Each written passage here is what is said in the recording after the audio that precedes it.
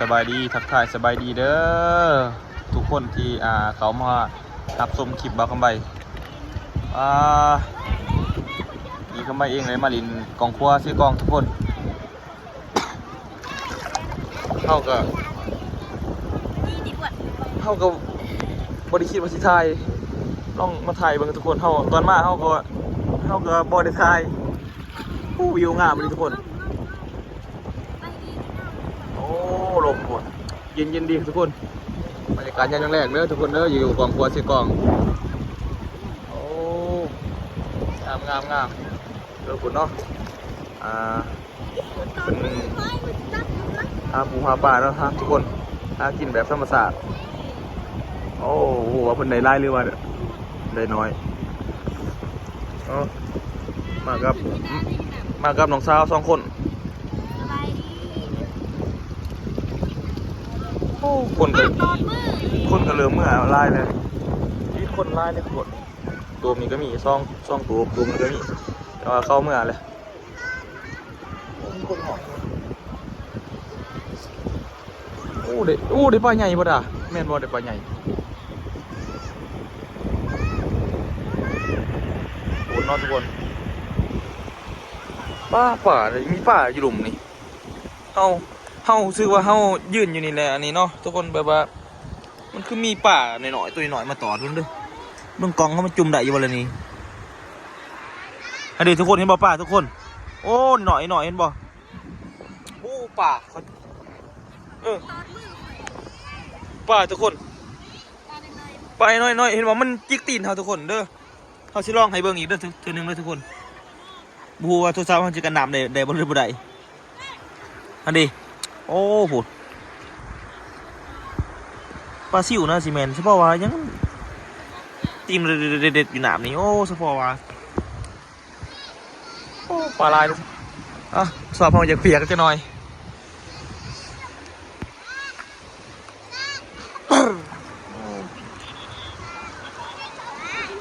บริตั้งเกมสีทายทุกคนเอ้ยเอาหนามต่อกล่องเลยยังไง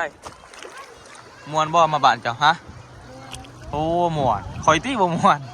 หอดเราทุกคนฮอดนี่กลัวเพิ่นเขาก็มาอยู่ตอนน่ะใน3 เถื่อ4 เถื่อเลยค่อยมาเนาะคอยบริสุทธิ์ยังว่าป่านี่เว้ยโคตรดีเลยทุกคนเบิ่งเด้อใส่เบิ่งอีกเด้อมันต้นดูใช่แล้วโอ้ป่าทุกคนเอ้ย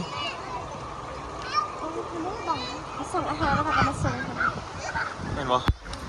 เขาสั่งอย่างเดียวนี่ทุกคนเป็นสั่งอาหารเนาะเขาก็สั่งอยู่เดี๋ยวเขากินเบิดแล้วอาหารเขาสั่งอะไรยังก็มาส่งอยู่นี่เนาะบรรยากาศยามแรงโอ้ป่านี่ไล่นั่งอยู่นี่เพื่อได้กินแรงนี่ด่าพอได้เอาออกนี่ทุกคนโอ้นี่ทุกคนเขาหาปลาไหนบ่ดิพี่ทางยับไหนได้ฟังวะส่งเงินใครดีน้าวเลยมาตอนคอยปลากระกนมั้งโอ้ยปลาตดกนโอ้ตายแล้วบ่ไหวดอกครับมันเปื่อยมีปลาบ่ยังกระโปดบ่นั่นเขาคือบ่อยากปลาแล้วอ่ะนี่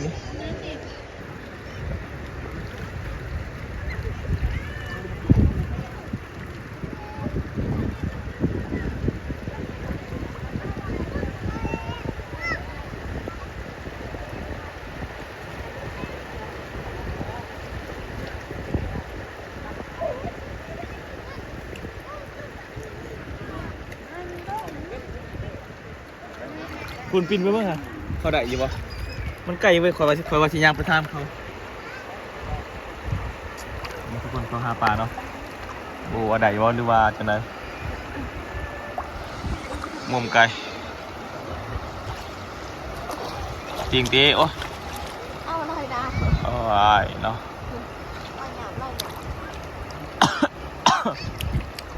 ดิเป็นวันแฮทุกคนโอ้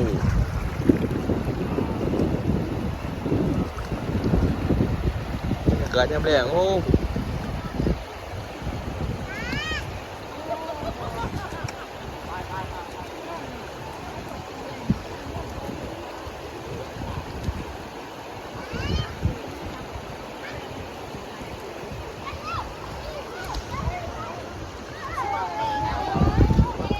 เคยมาทำในเมื่อยันขอบเพื่อนดึงเขา สิบอกแม่โอ้เฮ้ยนี่เขาได้ป่าเห็นบ่หันไว้หน่อยมันได้ป่าเชื่อเห็นบ่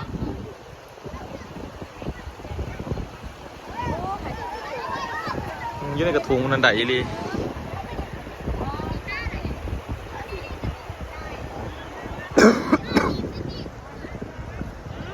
มาอีกเลยได้ป่านี่ได้ไล่ดิทุกคนป่าดื้อๆนี่เบิ่งเด้อ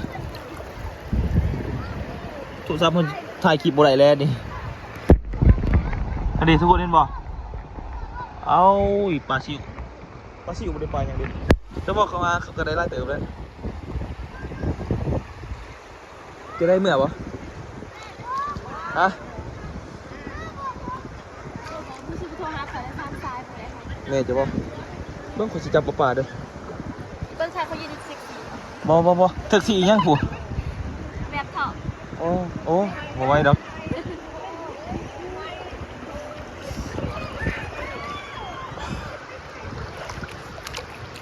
ได้อีกแล้วว่าหน่อยตอนนั้นได้อีกแล้ว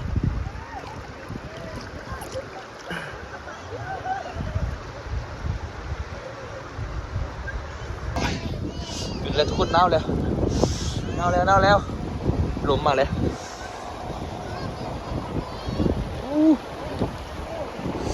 เอาไปมาโดนเติมเลย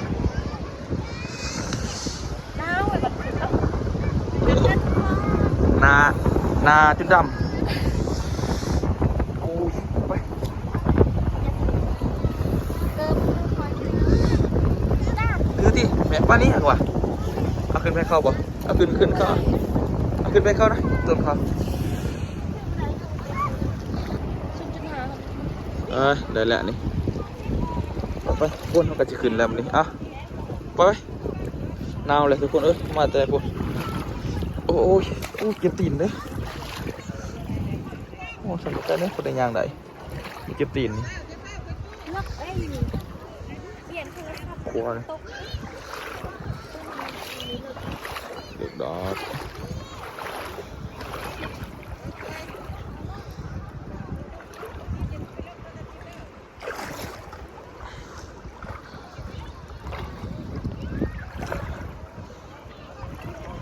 ไปที่เลยฮะมาเชิงคุณนะโอ้ลมเดี๋ยวจะได้เพียงหัวเข่าเนี่ย ยูหันลงไปก่อนเอง บรรยากาศยามแรงอาบอยู่นี่วะโอ้ตะเวนกันแล้ว ลังที่ตก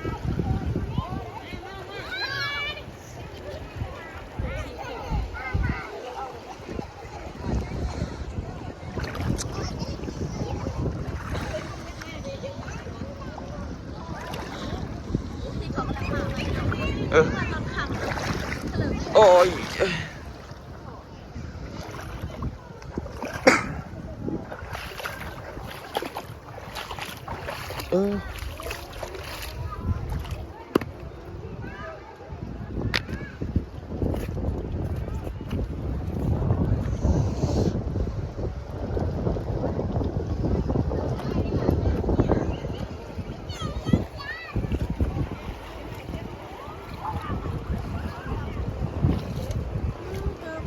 ขันเขาก็ใส่แห่เลยฮะเพราะยันเขาใส่หมอกนะเขาถ่ายยันเนาะตะลนเนาะจะว่าบ่นี่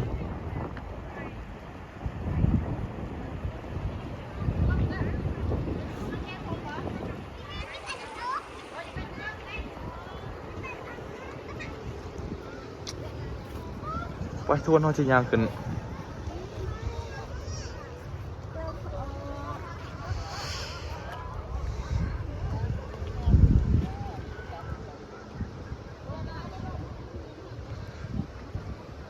เอ้าอันแรกเกือบดีมาบ่ใส่ น้ามันหลุดกี่เอง คือตอนมาเล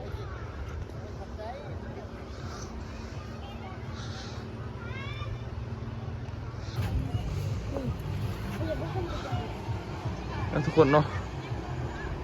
วิวงามอยู่ทุกคนเนี่ยวิวงามแรงๆงามไปเขาสิเดินทางไปเส้นวันนี้ตลาดเห็นป่ะเจ็ดรถ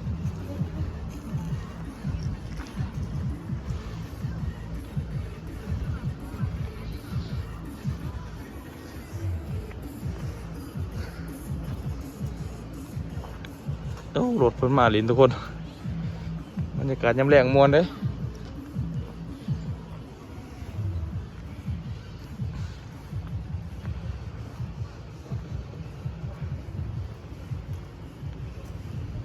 ใครหลอกมั้งเลย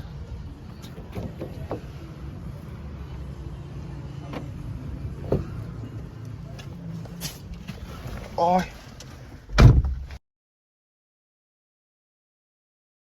จุดหามันสุ่มกองลังเบิด เอาละทุกคนเขาก็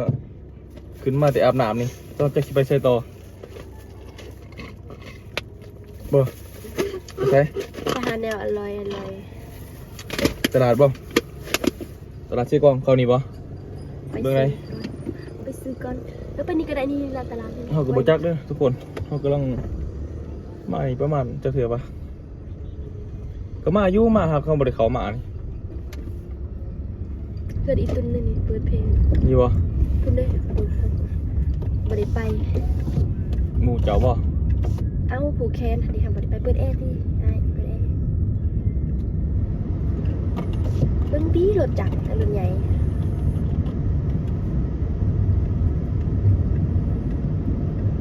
เฮ้ยปฐมบ่ดิ โรงเรียนบ้านพลคำนี่หอนม.7 ตึก2 3โรงเรียนแข้งก็ตามโรงเรียนบ้านพลก็ตามเที่ว่าพลก็ตึก2 3นี่ค่ะโรงเรียนสนเผาก็ตามมีโรงเรียนสนเผาเนาะโรงเรียนสนเผา3 3 เก็บซื้อมาตลาดชื่อกองแล้วทุกคนตอนนี้รถทหารก็จะซื้อก็เริ่มน่ากินมั้ยก็เป็นวัดเนาะ เขาไปยา ซื้อใช่แต่เข้าไปนี่ได้บ่นี่เข้าจะรถอยู่นี่มั้ยอยากไปเนาะ ซื้อยังซื้อเขากินดิบฮะเขาไป ว่าก็ ยา ซื้อปิงกินจะเอาสิใช่ ไปไหนเลย ภาษีเดินทางไปซื้อปิงกินทั้งทุกคน ของกินสุกบะยางมา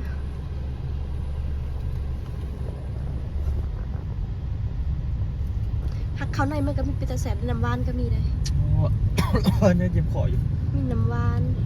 ข้าวตอกข้าวต้มขนมมีก็มีหลายอย่าง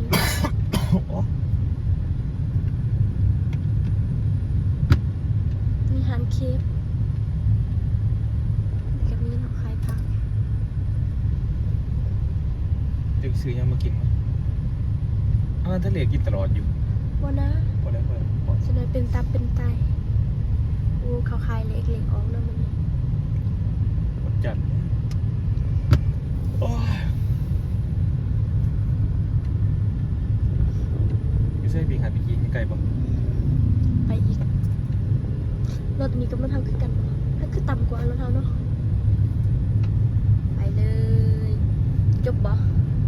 โอ้ยเดี๋ยวปิงกินใช้หาปิงกิน ไว้นี่ ตัวเดียวบ่จะได้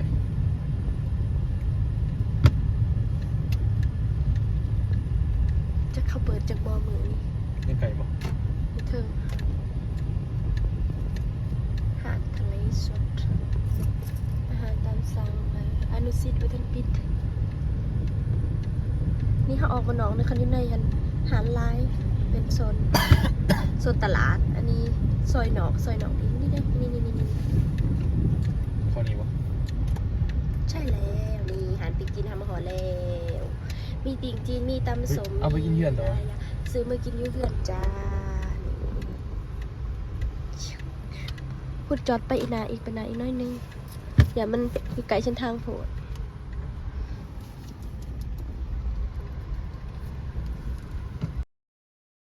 เกินไปถ่ายบักโดนมันหากะมา ติ่งจีนห้าชั่วโมงหนึงเบิ้ง จีบแม่เบิ้งเด้อ ถามดูมันเกิบกับขาดงามแท้ๆโอ้ เอาส่ง เบิ้ง คืน คำใบเกิบบ่มีบ่กระยานะใส่แล้วนะ อ้าวจะสิเหยียบเบรกรถเด้ บ่อะไรแหละ ขอยืมกันเด้อ โอ้ตายแล้วเอาเบิ้งเอาแสบปานนั้นเลยเป็นสมูกขา รุ่นนี้บางทีผม มาแต่เว้นผู้ใดก็จะว่าเว้น เขาก็บ่ทันหนึง ยังเว้นเติมไปเลยมาดีก็จน เขาบ่ทันหนึงอู้ เป็นหมื่น เยอะเกินนี่130ปลายพัน ไหมหนึงไปเลย อ้าวกระดูก ไหมยังขายอยู่ หมายหัก ไหมหัวกินน้ำบ่อันนั้นขอยจะกินตัวเห็ดครับ เห็นบ่ บนะตัวเห็ดอยู่รุมฮะ แซนปลายเลยนี่ทุกคน ไปมันคำเลยจมูกแล้วนี่เบิ่งเด้อคอยเบิ่งมูกก่อนจมูก 7 โมง 7 โมงยังมา อร่อยคุมอยู่บนนี่แซนปลาย เปื่อนไว้หรือเปล่า คุมบ่ แซ่บอยู่เนาะ บอกเพิ่มมันก็บอกเพิ่มหมาย1 4,000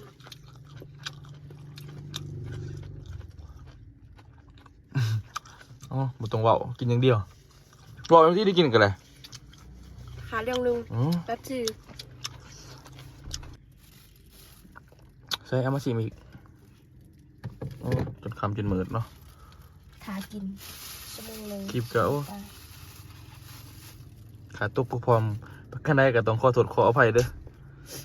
อ้าว